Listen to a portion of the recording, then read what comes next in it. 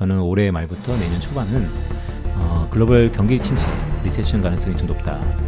그래서 올해 투자를 하려면 아마 투자는 냉철하게 해야 됩니다. 그러니까 방금 그런 비유에서 단기적과 장기적으로 구분해 보면 네. 사실 장기적으로는 좀 쉬어야 되고요. 단기적으로는 과연 농산물 가격이 오른다라고 하면 비용을 전가할 수 있는 필수재를 찾는 것이죠.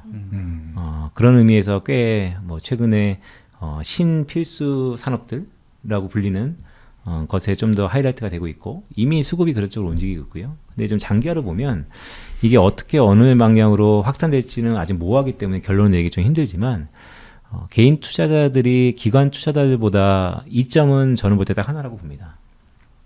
쉴 때 쉴 수 있는 거. 네, 그래서 쉴 타이밍이 좀 올 것 같다라는 생각을 저는 올해 말부터 내년 초반은 글로벌 경기 침체, 리세션 가능성이 좀 높다. 그래서 올해 투자를 하려면 아마 가을쯤, 늦가을에는 익절을 하고 좀 쉬자. 그 다음에 정말 제가 생각하는 예상대로 에그플레이션발 경기 침체 가능성이 높다라고 보고 있기 때문에 그 부분은 좀 보고 나서 지금보다 예를 들어서 삼성전자가 지금 65,000원인데 45,000원이 되면 사시겠어요? 살 것 같은데요. 네, 그럼 그게 아마 확률적으로 보면 꼭 35,000원에 간다는 얘기는 아니지만 네. 지금보다 그때가 될 가능성이 지금보다는 높다. 무시무시한 얘기인데. 그러니까. 아니 언제까지 이렇게 고래 싸움에 이렇게 눈치 보면서 살아요? 아, 그러니까. 네, 그게 한국의 한반도 역사인 것이죠. 네.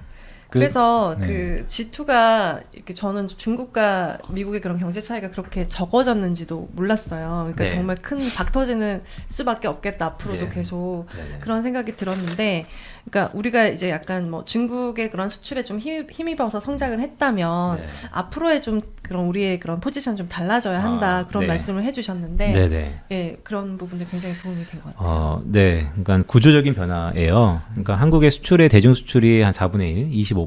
근데 그 중에 이제 중간재 수출이 80%. 그러면 총체적으로 봤을 때 한국이 중국으로 수출하는 것의 20% 정도가 이제 중간재인 것이에요.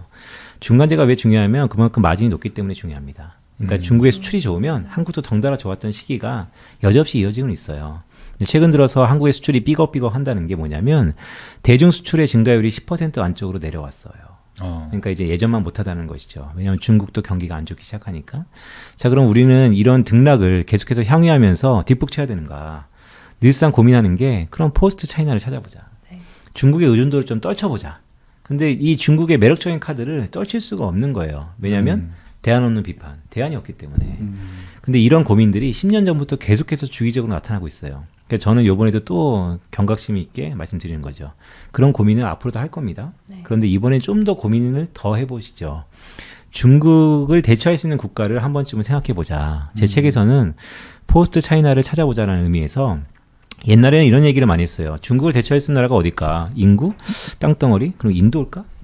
그래서 중국 이퀄 인도가 되지 않을까? 그래서 인도에 대해서 막 공부를 합니다. 인도는 너무나 이 다민족과의 언어도 많고 산업적인 기반이 내리기에는 모디가 활발하게 움직이긴 하지만 총리입니다. 하지만 그것도 시간이 오래 걸릴 것 같고 그러면 인도 차이나 반도로 좀 가볼까? 여러 가지 얘기가 많아요. 그런데 제 책에서는 이게 기능이 좀 구분해야겠다. 중국이 워낙 세계 공장으로서 자리매김하고 세계 넘버 2 국가로서의 경제 부국이 됐기 때문에 어느 한 국가가 대처하기에는 좀 힘들 것 같다. 그래서 저는 한 두세 가지 기능을 쪼개봐서 네. 포스트 차이나를 찾아보자. 그게 우리 한국의 향후 수출의 다변화와도 연결될 수 있지 않을까라는 의미에서 결국 중국이 잘하는 것 중에 하나가 값싼 제품인 것이죠.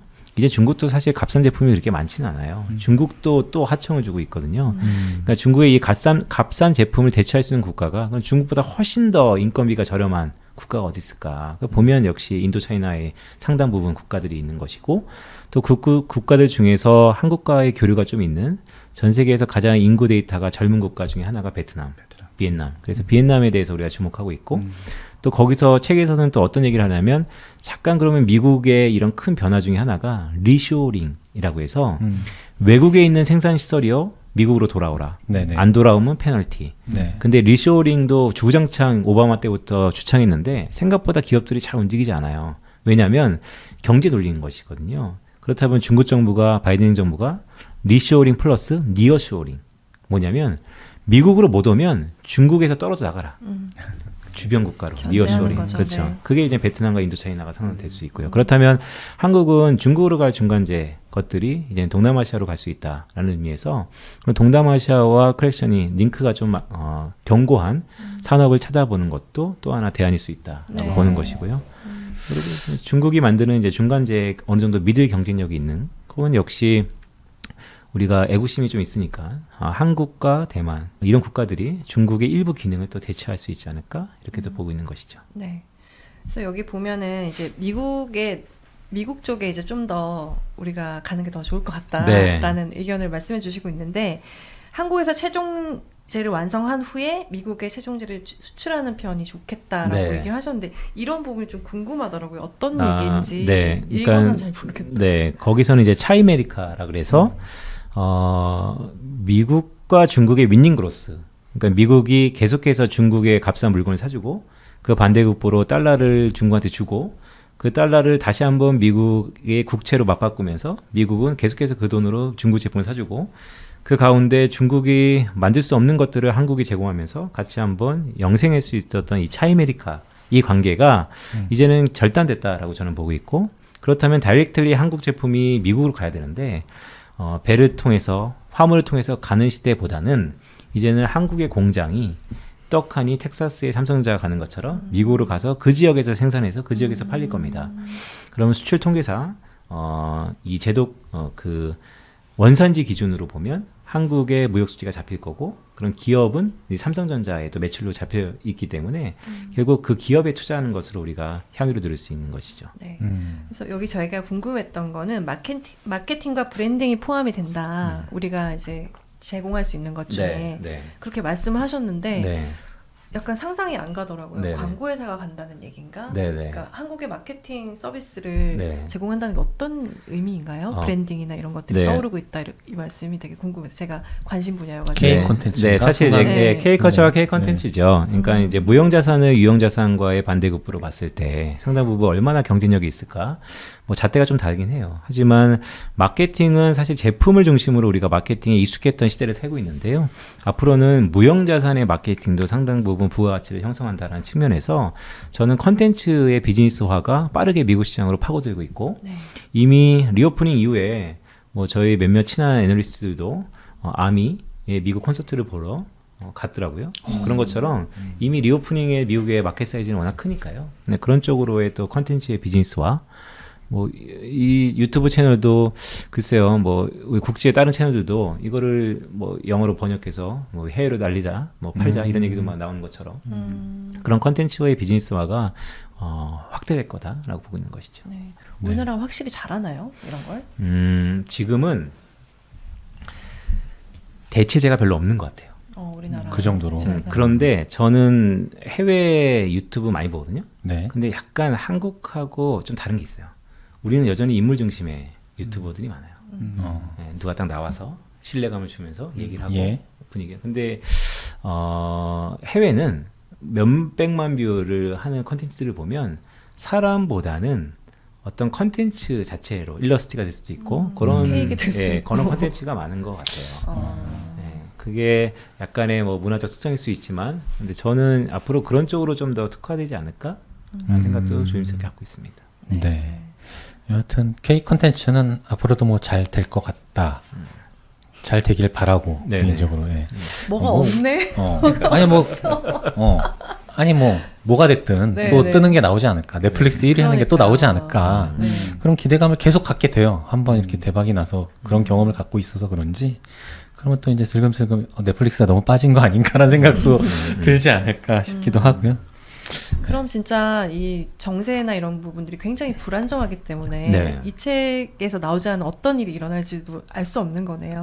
그렇죠. 그래서 저는 말미에 저는 5번째 넥스트라고 해서 제가 생각하는 5번째 변화들에 대해서 다뤘는데 사실 한정된 지식과 한정된 생각으로 한정된 정보를 담았어요. 그래서 독자와의 소통을 통해서 책을 출간했기 때문에 6번째 넥스트는 여러분들이 찾아주시면 좋겠다라고 해서 많은 분들이 저한테 또 메일로 아니면 뭐 SNS로 문의를 주셨어요.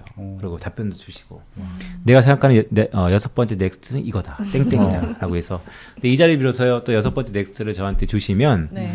제가 다른 방송에서도 가끔 얘기했는데 저는 가장 중요한 삶의 임하는 방식 중에 하나가 겸손이거든요. 네. 겸손하세요? 저요? 네. 좀 저는 좀 네, 네. 자기 PR을 해야 될 것 같아요. 아, 그래요? 네. 저는 제가 생각하는 겸손은 주변에 뭐 좀 더 웃는 얼굴로 아니면 좀 더 공손하게 이것도 겸손의 한 행태일 수 있지만 정말 중요한 겸손은 자기의 행동과 생각을 바꾸는 게 진정한 겸손이라고 봅니다. 그래서 여러분들이 6번째의 생각을 주시면 저는 강한 비를 갖고 있지만 충분히 받아들이고 행동, 생각을 바꿀 수 있기 때문에 6번째 넥스트를 주시면 겸손하게 더 바꿀 생각이 있다. 가장 인상적인 피드백은 뭐였어요? 인상적인 피드백이요? 네.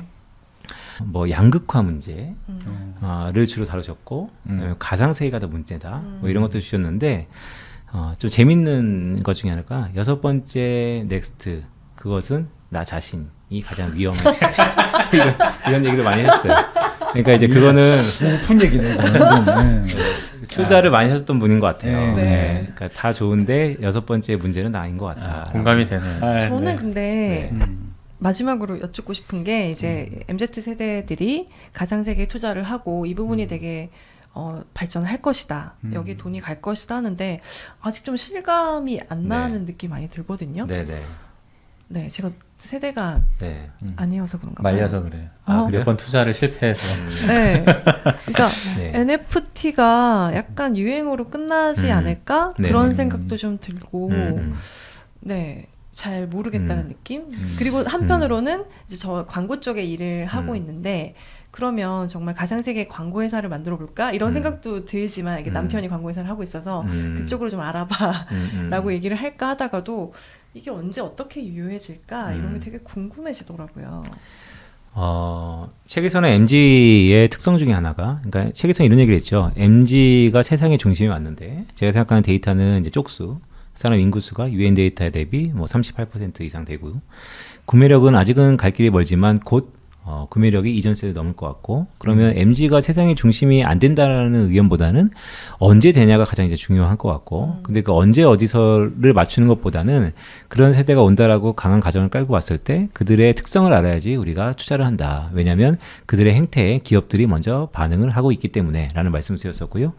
오늘 그런 연장선에서 보면 이제 가상세계의 얘기가 나오죠. 그러니까 가상세계는 유행일 수도 있어요. 저도 뭐 충분히 그런 경각심이 있습니다. 그런데 전 반대로 얘기하고 싶어요. 유행이면 안 됩니까? 라는 얘기도 있어요. 왜냐하면 유행은 아시는 것처럼 돌고 돌거든요. 네. 그런데 MZ가 중심이 되는 세상에는요.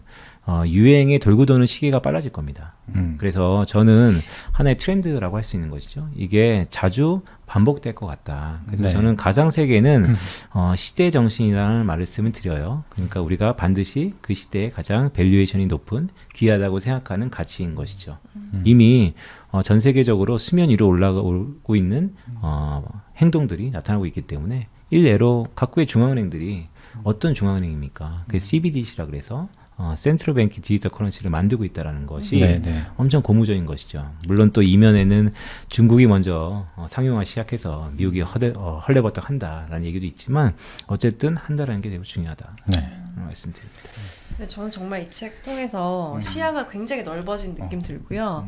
저는 되게 정말 몰랐거든요. 많은 그래요? 부분들을. 네. 근데 그 부분들이 감사합니다. 그림으로 이어져서 보이더라고요. 그래서 정말 다음 세대 준비하고 또 아이들 키우는데도 어떻게 키우실지도 막 궁금해지고 김도원 작가님은 그럴 정도로 굉장히 많은 시야에 도움을 받았습니다. 네, 감사합니다. 고맙습니다. 2부에 걸쳐서 뭐 이런저런 책에 나와 있는 얘기들을 나눴는데 그 외적인 내용들도 상당수 담겨 있으니까요. 여러분들도 한번 책 꼭 한번 사서 보시면 좋을 것 같고요. 노로사님처럼 좀 시야가 넓어지는 느낌? 이렇게 세상이 변화하고 있고 돌아가고 있었구나. 그런 느낌을 좀 많이 받았던 책이라 좀 많이 추천하고 싶습니다. 이게 주식을 안 하면 좀 잘 안 보게 되더라고요. 그러면서 관심이 떨어지면서 이런 전쟁이 어떻게 일어났고 이 전쟁이 어떻게 작용할 것이고 이런 생각을 못 했던 것 같아요. 근데 진짜 많이 배웠어요, 저는. 네.